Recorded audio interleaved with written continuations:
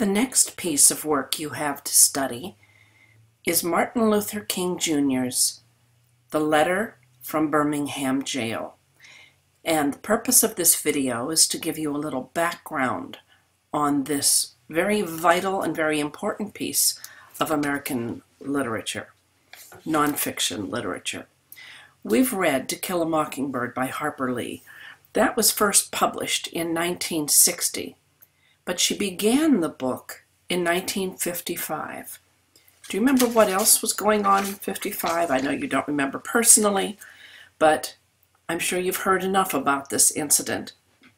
All I need to say is the name of one person, Rosa Parks. Yes, in 1955 was when Rosa Parks decided, on the basis of her involvement in several committees for civil rights and civil action, and on hearing about the death of Emmett Till, she had taken to heart the call to nonviolent participation in striking for civil rights. She was seated on a bus in Montgomery, Alabama. Now, Alabama is the state that To Kill a Mockingbird is based on, and it is where Harper Lee grew up. Harper Lee had moved to New York City to become a writer, but the focus of the entire nation was on Alabama. Rosa Parks had obeyed the segregationist laws. She was not seated in the front of the bus. She was seated in the back of the bus, but in the front of the black section. She was in the very first row of the black section. And when the white section filled up, the rule was the bus driver could say, those of you in the next, in the first row of the black section, stand up. Let the white person sit. She was in a seat in the bus with three people. Two of them stood up. She was seated next to the window, and she refused to give up her seat to a white person. She was in the black section, and she felt she had no need whatsoever to give up her seat in the black section for a white person to sit down. Now, that may not be the way you've heard it, but that is the truth. She was arrested. The same day she was arrested, messages went out to every African American congregation and group in the entire city. Please boycott the bus on Monday when Rosa Parks comes to, when her case is going to be heard before the judge. Do not take public transportation. Get to work, take the day off work, don't go to school. It's only one day. But let's boycott public transportation in protest of segregation. What they were mainly objecting to was having to give up seats in the black section. Whatever the reason,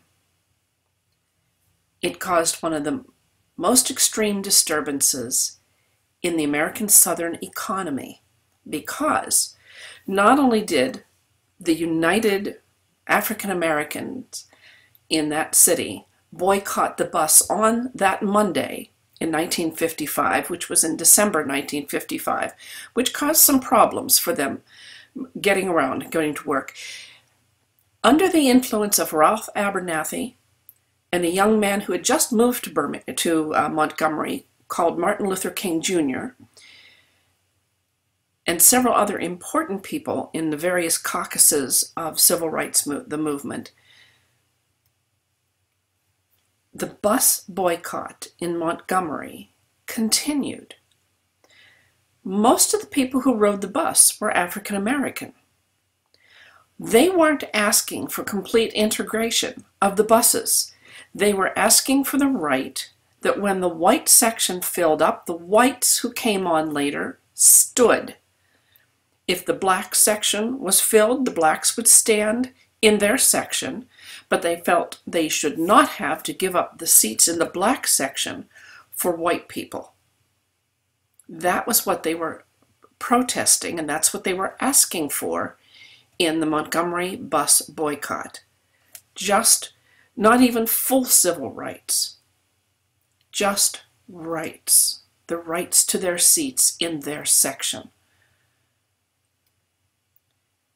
The bus boycott continued for 381 days. It almost crippled public transportation completely in the city because there was no one riding the bus. People walked everywhere, or they carpooled. In some cases, white owners of, or women for whom the black women worked, would go and pick up their maids and their cooks and their housekeepers and bring them to their house. That was cause for segregational laws to kick in. Whenever the people tried to go along with the bus boycott, they got in trouble. And it was a tremendous economic hardship on the people who had to get to work or had to get to school via public transportation. All across America, African American congregations and groups collected money and shoes to send to Montgomery for the people who had given up the chance of cheap transportation and were walking for over a year. Now, how this was settled was with a federal case. It went to the local federal judge who said it is unconstitutional, and the Alabama bus companies must desegregate their buses, and they meant totally desegregated, not just separate sections. And they must allow blacks to become bus drivers, which was against the law in the state of Alabama at that time. This did not go over well. The city appealed. It took another year. That's why the boycott went on as long as it did. It finally ended up in front of the United States Supreme Court, which agreed with the original court decision. It is unconstitutional for a bus company to segregate its passengers. That's all the further they took it in the bus boycott, the Montgomery bus boycott. But Martin Luther King Jr. was an active part of that. And Harper Lee in New York was well aware of this, and it was going on the whole time she was beginning to write To Kill a Mockingbird. She published To Kill a Mockingbird in 1960. During that time, between 1955 and 1960, there were many, many attempts in the South at civil rights protests under the influence of Martin Luther King Jr. They were non-violent protests, boycotts, marches, sit-down strikes. No one was to lift a hand against any oppressor. Because of that, we had scenes like this. Here you will see a young student, like a college or high school student, being attacked by police dogs under the auspices of the all-white police force. Now this happened in Birmingham, Alabama, about 1960-62. This was because Martin Luther King, Ralph Abernathy, and the heads of the Southern Christian Leadership Conference and the National Association for the Advancement of Colored People and other civic groups were trying to establish in Birmingham the same kind of thing that they were successful in getting in Montgomery. The problem was this wasn't against the bus system. This was against the fact that Birmingham, Alabama, was considered to be the single most segregated city in the United States at the time. No blacks were allowed to have a professional position. There were no black bus drivers, policemen, firemen, political candidates, anything. It was a completely segregated city.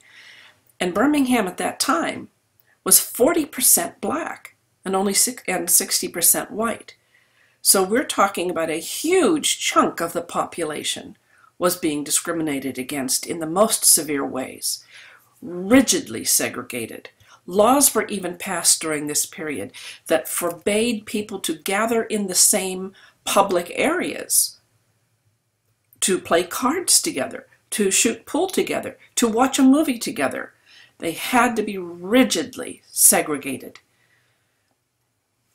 The leadership in Birmingham invited this young and upcoming preacher from Montgomery to come in and help them plan nonviolent protests. And what they decided to do was a lot of marches. The picture I'm showing you here is the result of one march that was primarily college students, very peacefully marching through the downtown district to protest the apartheid situation in the stores. No blacks were allowed to be store clerks. That was the Jim Crow law. They had to buy all their things from white people, but they couldn't serve themselves. They couldn't even be clerks in stores. This was the situation they were protesting against. The protests became more and more violent. Here we see firemen with fire hoses, and the force of the water coming out of a fire hose will do severe damage to you. It will blow you across the street. It could harm your kidneys. It could harm any part of your body that it hit. And they used fire hoses against children, high school students that were protesting. This is the situation that Martin Luther King was in. He was the leader of these protest marches, and he was arrested and put in the Birmingham city jail. He was arrested in, this was in 1960, excuse me, this was in 1963 that he was arrested. So it's after the publication of To Kill a Mockingbird, which also helped to stir up some of the interest in the rest of the country in the Southern apartheid, the Southern segregational issues. But Martin Luther King was arrested. He was denied access to a phone, denied access to his lawyer for 24 hours. When he was allowed access to a lawyer, it was not alone in counsel's situation. He had to have guards present. He was denied even paper to write on during the weeks that he was in the Birmingham jail.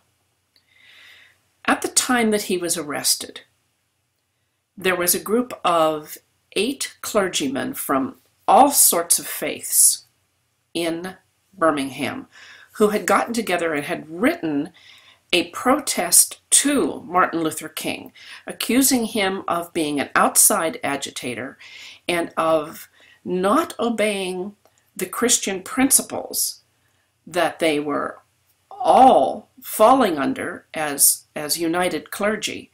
And they told him that he should be ashamed of himself, he should repent, and he should get out of Dodge. And they published this in the paper. Of course, most of Birmingham, the 60%, agreed wholeheartedly. Even a great many African Americans agreed with this. They're greatly influenced by the church and by the clergy. This was an important part of their heritage, and they were torn. But sitting in jail, Martin Luther King was not torn. He had prayed exceedingly before he went into this situation and before he took over the leadership. And he knew that this was going to end in his being jailed. And he was, as best you can, prepared. He wrote this letter as a response to the 8 clergymen and to everyone else in the white community in Birmingham, explaining why he had come to Birmingham from Montgomery and why he believed in a nonviolent protest against segregation. And that is what you are going to find in his response to these